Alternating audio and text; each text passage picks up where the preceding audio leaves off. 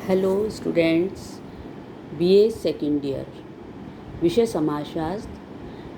आज मैं इस विषय के अंतर्गत चैप्टर दलित का लास्ट पार्ट ले रही हूँ।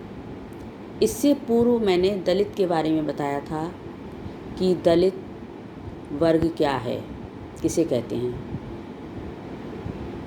और दलितों की नियोग्यताएं कौन कौन सी होती हैं। आज मैं दलितों के विषय में संविधान में क्या क्या व्यवस्थाएं हैं उनके बारे में आपको समझाऊंगी। दलित का संबंध अस्पृश्य जाति से है और अस्पृश्यता का तात्पर्य है जो छूने योग्य नहीं है।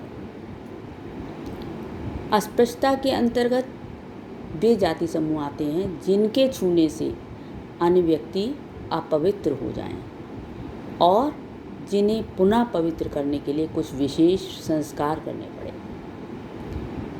ये जो भावनाएं हैं या जो विचार हैं, ये आज की डेट में लागू नहीं होते हैं। क्यों?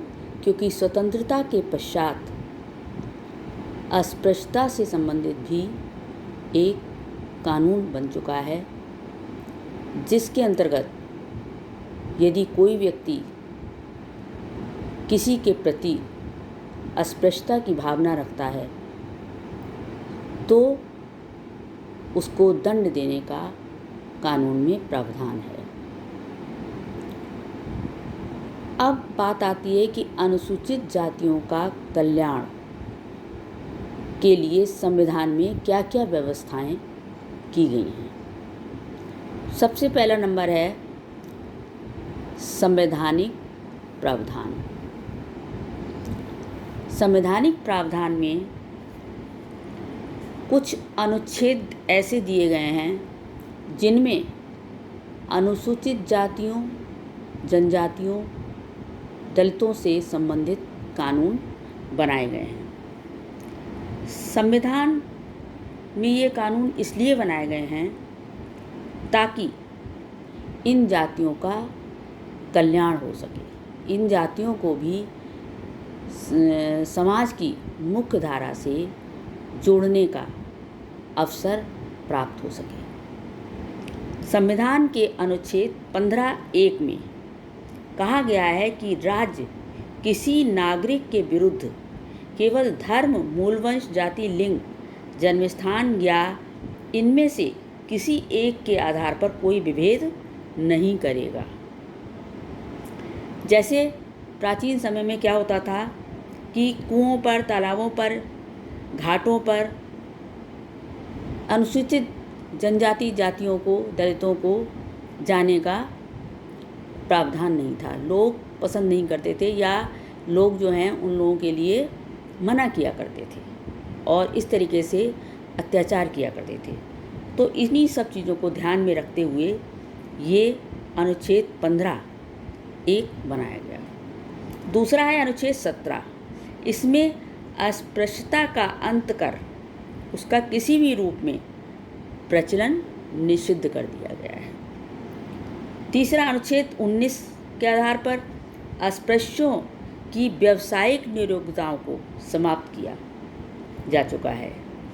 उन्हें किसी भी व्यवसाय को करने की अब आज़ादी है।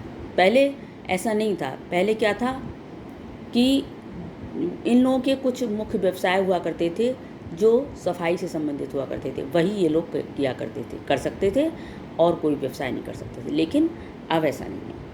अनुच्छेद 25 में हिंदुओं के सार्वजनिक धार्मिक स्थानों के द्वार सभी जातियों को खोल देने की व्यवस्था की गई है।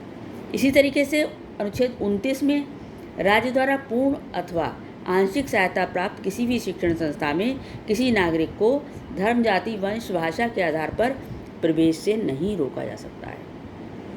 अनुच्छेद 46 में कहा गया है कि अनुसूचित जातियां या जो आदिम जातियां हैं शिक्षा संबंधी तथा आर्थिक हितों की रक्षा करेगा। ये राज्य क्या करेगा कि जो दुर्बल जातियां हैं उनके शिक्षा संबंधी और आर्थिक हितों की रक्षा करेगा, मतलब सामाजिक अन्याय से उनको बचाएगा।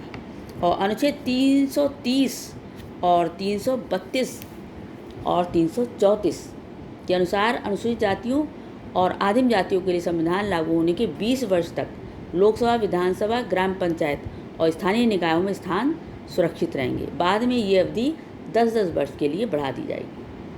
अब ये अवधि 2020 तक के लिए बढ़ा दी गई है।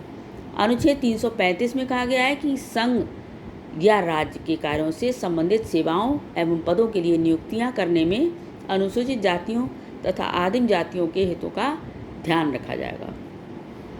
इसी तरीके से 146 और 338 अनुच्छेद के अनुसार अनुसूचित जातियों के कल्याण एवं हितों की रक्षा के लिए राज्य में सलाहकार परिषदों एवं पृथक पृथक विभागों की स्थापना का प्रावधान भी किया गया है। और ये भी बताया गया है कि राष्ट्रपति अनुसूचित जातियों और अनुसूचित आदिम जातियों के लिए एक विशेष पदाधिकारी भी नियुक्त करेगा। इन संवैधानिक व्यवस्थाओं के द्वारा अस्पृश्यता निवारण एवं अनुसूचित जातियों तथा पिछड़े वर्गों के उत्थान का सरकार द्वारा विशेष प्रयत्न किया गया है। अब दूसरा आता है शिक्षा संबंधी सुविधाएं। इसमें क्या इन्होंने सुविधाएं दी हैं कि लोगों को समान स्तर पर लाने के लिए और उन्हें आगे बढ़ने का मौका देने के लिए अनुसूचित जातियों और पिछड़े वर्गों के लिए शिक्षा का विशेष प्रबंध किया गया है। सरकारी शिक्षण संस्थाओं में अनुसूचित जातियों व आदिम जातियों के विद्यार्थियों के लिए निःशुल्क शिक्षा की व्यवस्था की गई है। और 1944-45 से अस्पृश्य जातियों के छात्रों को छात्रवृत्तियां देने की योजना भी प्रारंभ की गई। इसके अलावा इनके लिए मुफ्त पुस्तकें, अन्य आवश्यक वस्तुओं का भी प्रबंध किया गया है, छात्रवृत्तियां दी गई हैं और कई स्थानों पर इन्हें वस्त्र और भोजन भी स्कूल की ओर से दिए गए हैं। और इस तरीके से इन जातियों के प्रतिभाशाली छात्रों को उच्च शिक्षा प्राप्ति हेतु विदेशों में जाकर शिक्षा प्राप्त करने के लिए छात्रवृत्तियां भी प्रदान की जाती हैं। छात्रावासों में अन्य जातियों के विद्यार्थियों के साथ मिलकर रहने को प्रोत्साहित करने के लिए इन जातियों के लिए सुरक्षित स्थान किए गए हैं। पहले ऐसा नहीं था, छात्रावास में ये जातियां नहीं रह सकती थीं। अब इनके लिए ये प्रावधान है। मेडिकल, इंजीनियरिंग या अन्य कोई प्रौद्योगिक शिक्षण संस्थाओं में इनके प्रवेश हेतु विशेष व्यवस्थाएं की गई हैं। इसी तरीके से पूर्व परीक्षा प्रशिक्षण केंद्र चल रहे हैं परीक्षा की तैयारी के लिए, लोक सेवा आयोग आदि के लिए।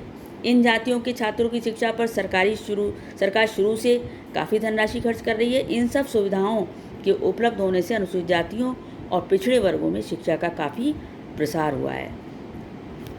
इसी तरीके से तीसरा है विधान मंडलों एवं पंचायतों में प्रतिनिधित्व। इनके लिए विधान मंडलों एवं पंचायतों में भी प्रतिनिधित्व की व्यवस्था है। राज्यों की विधानसभाओं, पंचायतों में इनके लिए स्थान सुरक्षित हैं। लोकसभा में 543 स्थानों में से 84 स्थान इनके लिए, और राज्य की विधानसभाओं में 4072 में से 562 स्थान अनुसूचित जातियों के लिए सुरक्षित रखे गए हैं। पंचायती राज संस्थाओं में भी इनके लिए स्थान सुरक्षित हैं। इसी तरीके से कल्याण एवं सलाहकार संगठन, इसमें भी केंद्र एवं राज्यों में अनुसूचित जातियों, जनजातियों और अन्य पिछड़े वर्गों के कल्याण हेतु अलग अलग विभागों की व्यवस्था की गई है। कई राज्यों में तो अनुसूचित जाति और पिछड़े वर्गों के कल्याण को ध्यान में रखकर पृथक मंत्रालय भी स्थापित कर दिए गए हैं।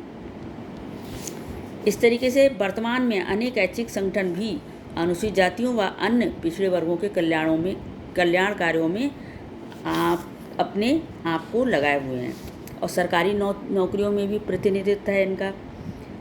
अनुसूचित जातियों के लोगों को उच्च शिक्षा प्राप्त करने और आर्थिक स्थिति सुधारने और उच्च जाति के लोगों के संपर्क में आने को प्रोत्साहित करने के लिए सरकारी नौकरियों में स्थान सुरक्षित रखे गए हैं। वरिष्ठता के आधार पर होने वाली पदोन्नतियों में भी अनुसूचित जातियों के लिए स्थान सुरक्षित रखे गए हैं। तो इस तरीके से नौकरियों में भी इनके लिए स्थान सुरक्षित हैं। अनुसूचित जातियों के सदस्यों की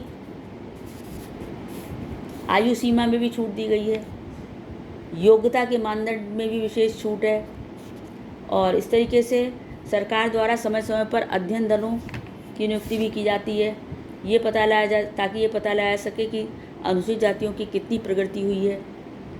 और इसी तरीके से आर्थिक उन्नति हेतु भी बहुत सारे प्रयास किए गए इनके लिए। कृषि एवं उद्योग के क्षेत्र में अस्पृश्यों को आगे बढ़ाने का मौका दिया गया है। चौथी पंचवर्षीय योजना के अंत तक इनमें अधिकांश लोगों को भूमि बांटी जा चुकी है। कुटीर उद्योग धंधे लगाने के लिए प्रशिक्षण, ऋण, अनुदान की भी व्यवस्था की गई है। स्वर्गीय श्रीमती इंदिरा गांधी के 20 सूत्री कार्यक्रम के अंतर्गत इन जातियों के ऋण व्यक्तियों को ऋण से मुक्त करने, ऋण देने, भूमिहीनों में भूमि का वितरण करने की भी व्यवस्था की गई थी। और इस तरीके से सरकार द्वारा इस उद्देश्य से एक उच्चाधिकार समिति का भी गठन किया गया ताकि अस्पृश्य जातियों की आर्थिक स्थिति एवं नौकरी संबंधी सुविधाओं के बारे में सही जानकारी मिल सके कि उनकी कितनी प्रगति हो रही है, उन्हें जो योजनाएं बनाई गई हैं वो योजनाओं का लाभ उन्हें प्राप्त हो रहा है अथवा नहीं, इसका भी सरकार के द्वारा प्रबंध किया गया है। इस तरीके से ये समाप्त होता है। और इसके बाद नेक्स्ट वीडियो में उत्तर प्रदेश में दलितों के कल्याण हेतु सरकार के क्या प्रयास हैं, ये मैं अगले वीडियो में